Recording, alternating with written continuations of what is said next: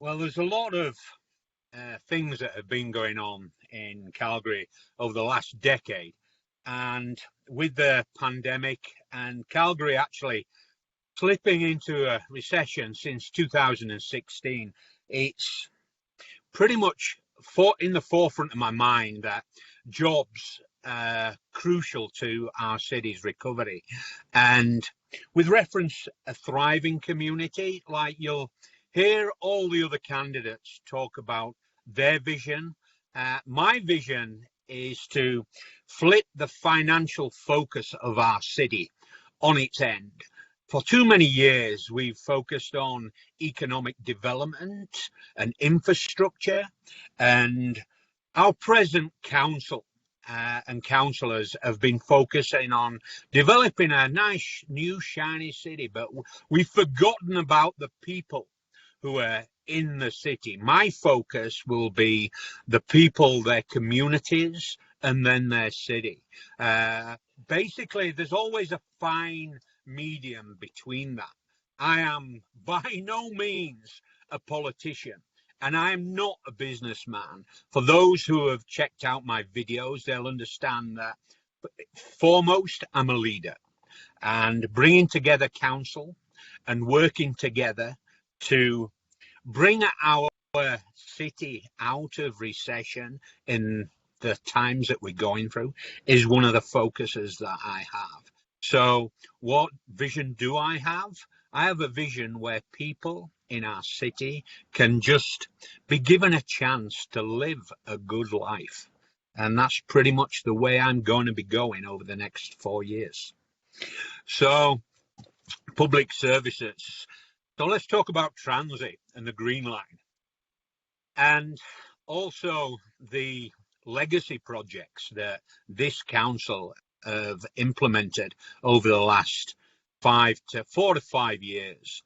Now, the Green Line is a big hot topic, and I've actually stated on my platform that as far as I'm concerned, I'll be advising council that these legacy projects will go ahead.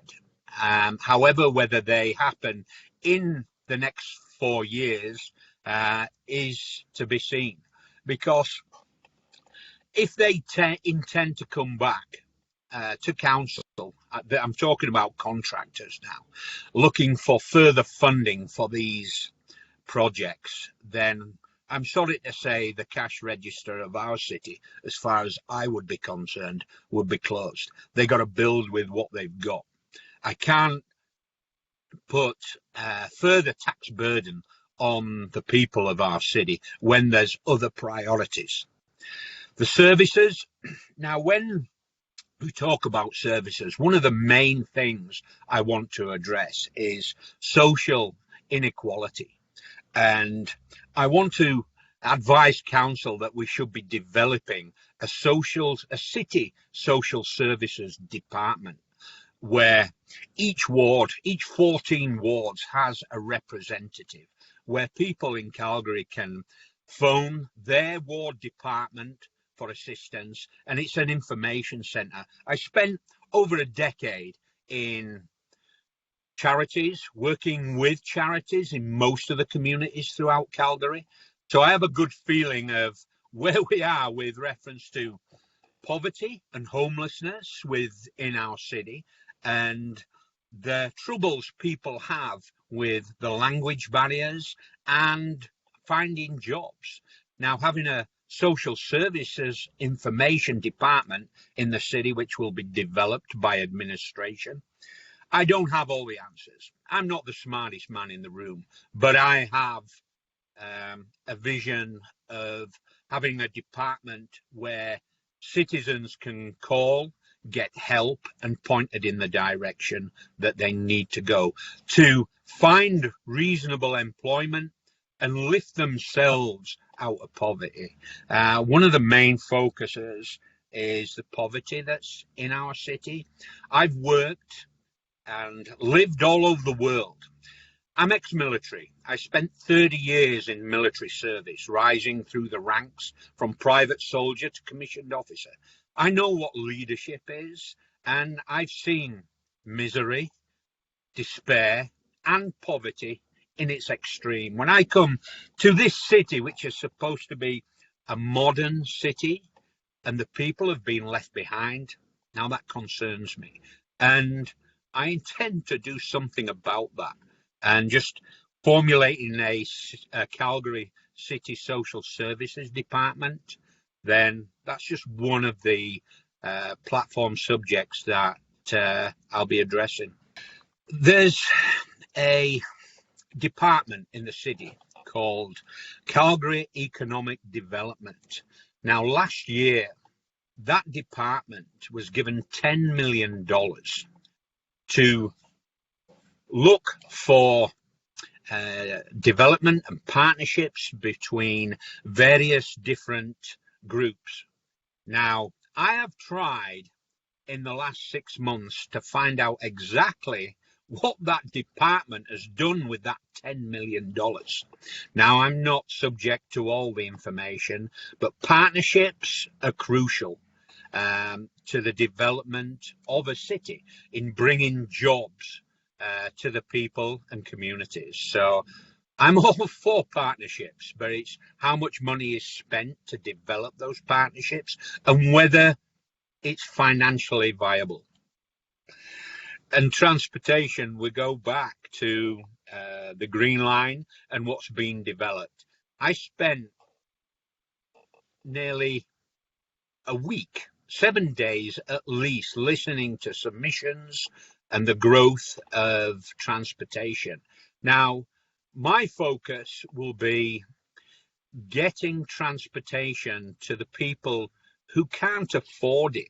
So transit passes are in the forefront of my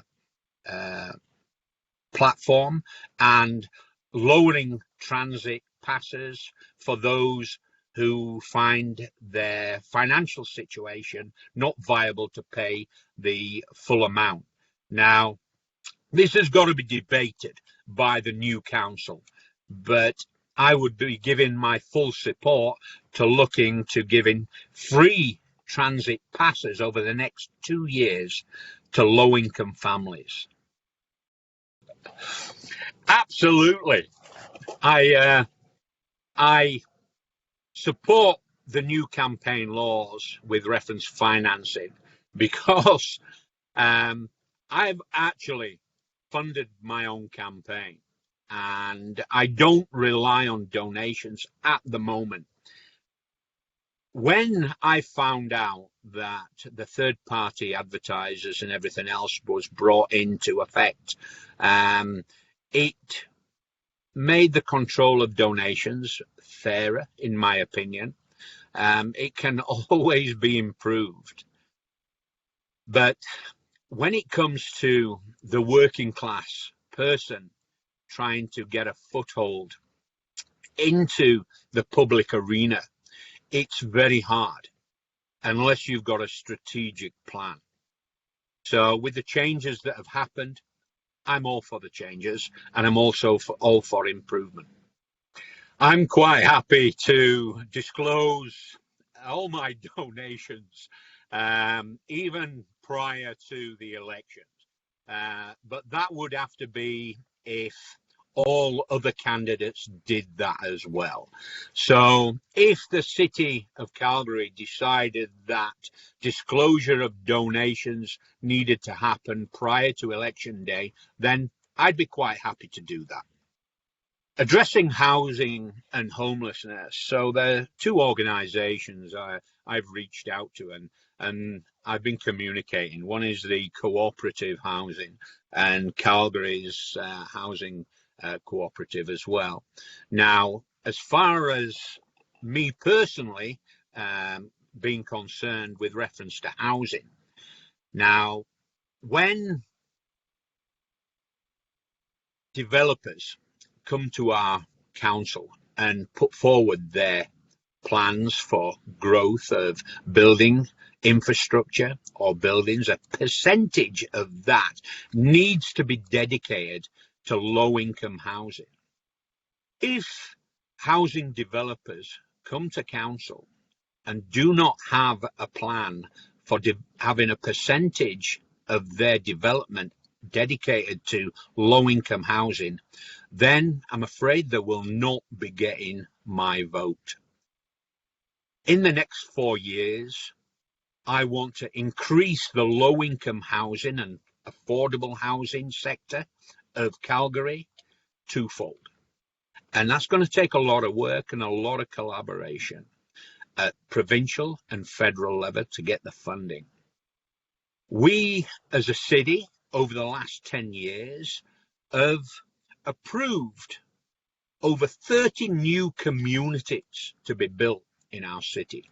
Now, I'll be looking in detail to how much of those 30 communities are dedicated to low-income housing. And it's a priority for me to get that available for the citizens of the city. Now, when it comes to homelessness, I've been in all the communities. I see on a daily basis, because I travel around the city, people who are panhandling or living on the streets. I go and speak to them. We can only do so much. We cannot eradicate homelessness. Some people are institutionalized and they know where to go for accommodation. It's having the facility for them or whoever it is to go and basically access assistance to get housing.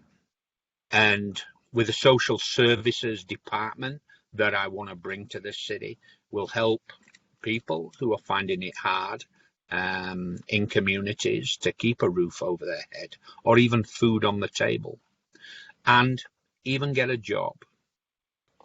The fiscal relationship between the municipality and the province and federal government, it's all about leadership.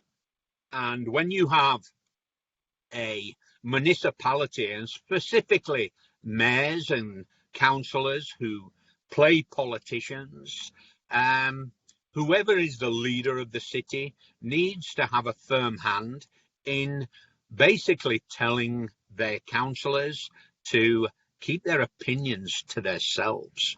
It can be detrimental to a municipality when dealing with provincial and federal governments. Now, I'll tell you now that over the next 4 years, even during my campaign, you will not hear me talk about which political party I lean towards, or even after my elections. If I have got a question or something I want to address with a provincial or federal government, I'll be going and speaking to them personally. You won't find me on media, mainstream media, pulling down one party or another. And that's because when I go to make deals with the provincial or federal government to get funds for our city, I need to be in a neutral stance because, like I said, it can be detrimental. I'll give you an example. The X Games that happened in Calgary some years ago, the province dedicated a number of millions of dollars towards that games. Now, our mayor at the time did not have a good standing with the premier, and they pulled the funding on that. That lost our city millions and millions of dollars in revenue.